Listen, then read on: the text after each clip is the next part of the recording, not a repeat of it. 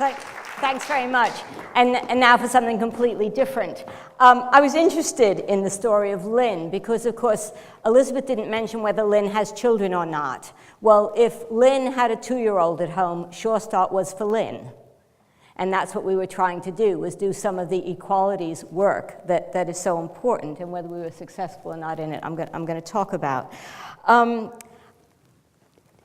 What I'm going to, just to establish my street credibility, I worked on Bean Hill for 5 years, and I was the first director of Moreland Children's Center. I had frontline experience with children and families when I first went to be the head of Sure Start at the Department of Education, and I can honestly say that I was the most senior civil servant who ever worked in a nursery. There were civil servants who, 1 or 2 were teachers, but none of them ever had frontline experience with very young children and families. And what I'm going to talk about is not so much the children and families, it's the sort of policy behind it and the politics behind it. So you have to think back to 1997. First of all, how many people in the room have children? Right, a lot of people have children. How many people in the room have used a Sure Start center? Few, not as many as I'd hoped. How many have heard of Sure Start? Right, okay, that helps. Well, what I'm going to say is that it all started because of the Granita deal. Does anybody remember what the Granita deal was? This is where Gordon Brown and Tony Blair got together after John Smith died to decide who was going to be leader of the Labour Party. And by deciding who was going to be leader of the Labour Party, they were deciding who was going to be the next prime minister. You thought that the electorate did this, but it didn't. They decided, they had dinner in a restaurant that actually is now called The Great Escape or something in Islington, but it was called the Granita. And what Gordon agreed to was that if Treasury has a major role in making policy, not just doling out the money, he would let Blair be prime minister and he would be chancellor. He would only agree to be chancellor if the Treasury had a role in making policy. And this was very, very different. I didn't understand when I became a civil servant how different this was, but up until then, all the Treasury did was say to departments, you can't have the money. They didn't devise the policy. So this was very new, and it was a new way of allocating money. The other thing that was New Labour and children. Why was New Labour so interested in children? Because you have to emphasize the difference between New Labour and Old Labour. Child poverty, children who are poor, it's not their fault. Adults who are poor could be harked back to Old Labour and welfare scroungers and all that. This was all about, the children who were deserving, not undeserving. And you probably don't remember, but New Labour wasn't that good on teenagers. It was pretty nasty about teenagers. So under 5s, absolutely deserving poor, and absolutely not their fault. And it was all about distinguishing from Old Labour. So what did they do?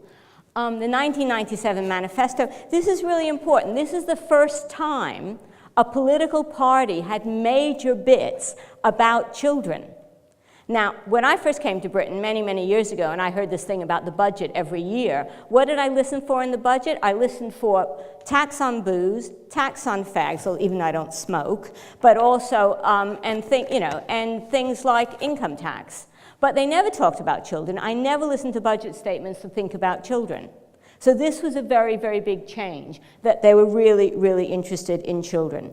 And the next big, the next big change was the comprehensive spending review process. And this is where the power of the Treasury really, really came up.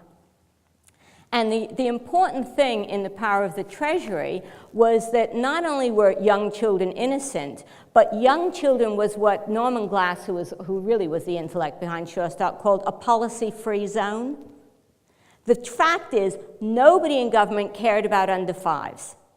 Nobody had responsibility for under 5s. So it was very easy for the Treasury to invent a whole new policy area on young children. And what I contrast it with was, does everybody remember Keith Hallowell, the drug czar? Why was the drug czar such a failure? The drug czar was a failure because the Department of Health and the Home Office both thought they owned policy on drugs. So you had somebody brought in from outside, a very arrogant policeman. I don't know if you remember him. He was a very arrogant policeman. I think he had hairspray in his briefcase because he had this big bouffant gray hairstyle. But so he was brought in from the police, and he was given a policy area that other civil servants thought they owned. So they were really, really pissed off that he was put in the cabinet office, given no money, and then he expected to see the prime minister every week. And of course, he never saw the prime minister because the prime minister got bored with drugs and got very interested in young children. So this is, so this thing about policy-free zone was very, very important in terms of Sure Start because nobody owned it, therefore the Treasury could do what they liked. The Treasury did this review. This is what they found out. They found out that, surprise, surprise, poverty is bad for children, and that there was a wide difference in how government departments spent money on children, and particularly a wide difference in what was spent on under fives, and that the right kind of services could bridge the gap.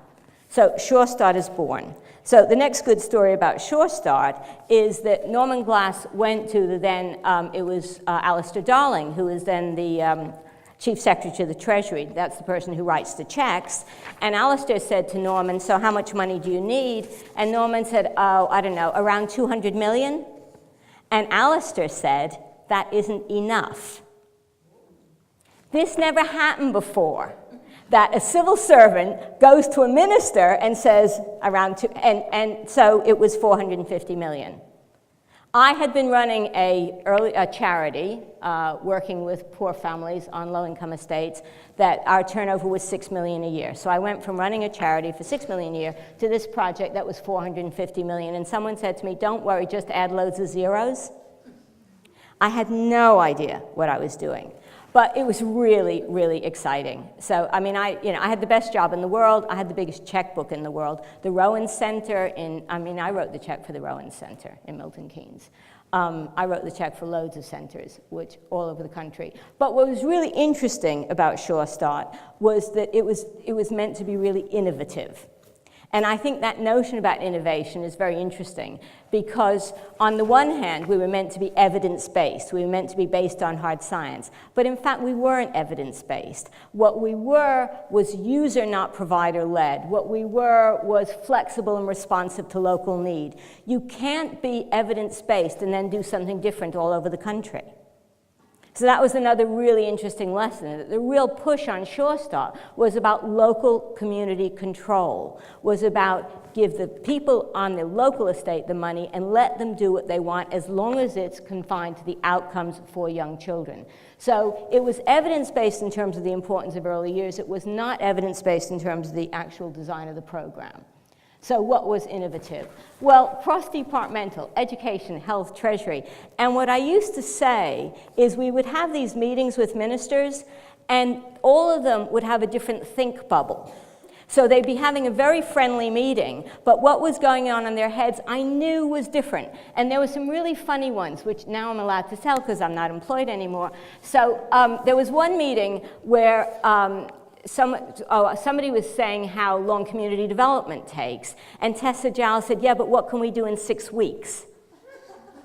Another minister said, well, make sure that when you do the press release, our department is on it. Another minister said things like, well, I'm not sure this is really going to work, but could we have some photo opportunities? So we wound up, there was a really great idea. We gave, before we even approved programs, we gave each local area £50,000 for photo ops so that they could do something locally. Now, what was amazing about the £50,000 is that it meant for local people that we meant business. It meant that we weren't consulting and then going away for 3 years and waiting to do something. And the best thing that happened with that £50,000 was that a piece of work on a traveler estate in Telford, where the traveler estate was very, very well looked after, but it was miles from anywhere else because nobody wants to live near gypsies and travelers. So there was no sidewalks, there was no place for the children to play. The program manager went on this estate and said, what do you want? And the women in the caravan said, what we want is a play park for our kids.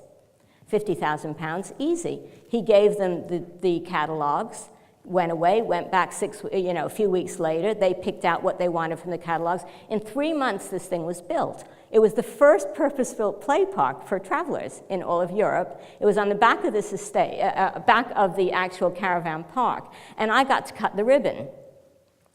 And what was amazing, it was the best day of my working life, because some of the women invited me into the caravans, and one of the women said to me, "I've never been treated like a normal human being before." And I said, "What do you mean?" And she said, "Well, when we remember video shops, you have to be really old to remember video shops, but she said, when we sign up at the video shop, they're always full. They won't let us sign up for the video shop. When we sign up for when we go to the pub, they don't want travelers there. This is the first time something that was on offer for everyone else was on offer for us and was special for us." It was a remarkable experience. And what I said to them was, just remember, this isn't my money, this isn't Tony Blair's money, this is your money. This is for you. That's why we did it. And the amazing thing is that it was never vandalized. I knew people from Telford for years later, and the park was never vandalized. But what was innovative was that degree of local control, that degree of parental involvement, and that degree of very small areas with no administrative boundaries. It was like 3 streets, or a primary school district. So it was pretty amazing. It was innovative in design. I'm not going to go through all this, but I would like to talk about the big debates. So there was a big debate on program design. There was a big debate on evaluation because we didn't have a randomized control trial. It was eye-watering what we spent on evaluation. We spent over £20 million on evaluation. It was the largest evaluation ever contracted. I was very popular. I have a bunch of friends that I say, these are the people I like because they liked me before I was somebody to like. I had a very big checkbook for research. I had a very big checkbook for programs. But what happened as we got bigger and bigger and bigger, expanding too fast, successful scaling up, was we had to hand over to local authorities. And in the handover to local authorities, we lost a lot of the parental control. And that was a really, really interesting issue. The boards became advisory, and then we got the current debates about all children, poor children, the very poorest children, seriously dysfunctional families. This move from a program that was area-based for everybody in the area, and the benefits of communities mixing to much more targeted and much more, and I suppose in this room, I used to say to my boss, you can't decide whether this is about all children, poor children, or fucked up families. And actually, don't confuse the last two, because it's very disrespectful to poor people. It used to get me really, really annoyed. So what do we get wrong? And I think this is probably, the most important thing. Well, the cross-government expectations, those think bubbles of those ministers, is that each one of them had a different thing in their head about what they wanted to be, and it became kind of sure start and global warming. It was always going to disappoint because it couldn't do everything that everybody thought it would do. Spending money. This is a really bizarre thing. The minister thinks the announcement is implementation. The civil servant thinks it's putting the guidance in the post. Tick, that's done. But implementation takes time. And if you're going to have really serious community participation and community consultation, it takes a long time to spend the money. And civil servants didn't understand that. And the first year I had a budget of £80 million and we spent £6 million. Because we couldn't get the money spent fast enough. Now, the last one, new kinds of civil servants not well prepared for the complexities of Whitehall. I didn't know you had to spend the money. I came from the voluntary sector. If you didn't spend the money one year, you had it for the next year. It was good to have reserves. And all of a sudden, I was getting in trouble for not shoveling taxpayers' money out of the building fast enough. It was completely mad. A lot of things. The other thing I didn't know, we set up a separate thing for rural areas because Shorestadt was very much about concentrations of people. And my deputy, who was from the Treasury, was on leave when we set up this thing for rural areas. She came back really annoyed with me about why did we do it so fast. I thought doing things fast was a good thing. Again, I wasn't used to being a civil servant. I wanted to get things done. And so I asked the perm sec, this is another thing that civil servants don't do, ask the permanent secretary, did I get this wrong? And I said, look, I'm worried, because she said I probably got it wrong. He said to me, Naomi, there's 3 things you have to think about in doing something like that. Do you have the money? Well, we certainly had the money. Do you have ministerial clearance? Yep, I got agreement from ministers. He said, is it legal? I never would have thought of that. I think about doing things that are illegal, like stealing the money or selling my son's logo to the program. I don't know, Lego, but, is it legal? And what he meant, and this is really important, and it shows how green I was, is this the purpose that Parliament voted the money for? But I never would have known to ask that question. Luckily, we retrospectively checked with lawyers, and it was all right. So, but that notion about is it legal, I thought was really interesting. One of the big things we got wrong was actually running a Sure Start program was really, really hard. It was a very, very complex thing to do. And we didn't have a development program. We thought there were loads of people out there. It was very, very hard work. And new kinds of civil servants, bringing civil servants in from the outside. What did I know about how government worked? Well, in some sense, it was an advantage not knowing how government worked, because that meant you did do things and get things going. On the other hand, it was really, really tough. But this is the last one. What we achieved. Well, a couple of more stories while you read what we achieved. In 2004, we launched the 10-year childcare strategy. This is the best story. So this is the best thing I ever did in my career. But the strategy, first of all, there's nothing better when you're a civil servant than having the Prime Minister and the Chancellor in competition for credit for your policy. Gordon and Tony both wanted Sure Start.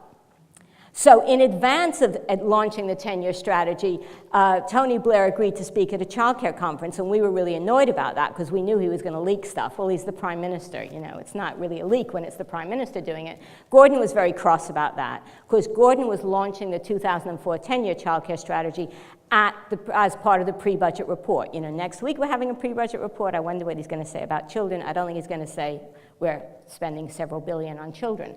Anyway, so we decide to have an event in 11 Downing Street to launch the strategy so that when Gordon Brown stands up in Parliament to say what he's doing, all the key stakeholders who are involved in the strategy, the voluntary sector and all that, are in number 11 Downing Street to watch on closed-circuit TV. So first of all, I had to remind number 11 Downing Street it's lunchtime, have food for them. You have to tell them this. I'm the Jewish mother in this. I have to make sure that they have food for all the stakeholders. 11 o'clock in the morning, somebody rings my office from 11 Downing Street to say they can't get the TV to work. Now, I'm good, but I'm not that good. What do they expect me to do about a TV that won't work? And it turns out that the TV wouldn't work because they had the wrong aerial. The right aerial was in number 10 Downing Street. This is a terraced house. You don't even have to go outdoors. None of the workmen in number 10 would move the aerial down the corridor to number 11 because it would be supporting Gordon. And one of the political advisors, Carrie Oppenheim, had to put the aerial under her coat and walk down the corridor. This truly happened. This was the craziest thing. On the other hand, we did amazing things for children. And I think, when we started this with, so what is the key message? What are the big ideas we're trying to get out? The big idea that we tried to get out, which we got out, is that government has a role to play between when a child is born and when a child goes to school. We did a phenomenal amount of work on making that normal. In the 2010 election, all political parties had early years in their manifestos. This was an incredible success story, and I rely on everyone in this room to keep that success story going. Thank you very much.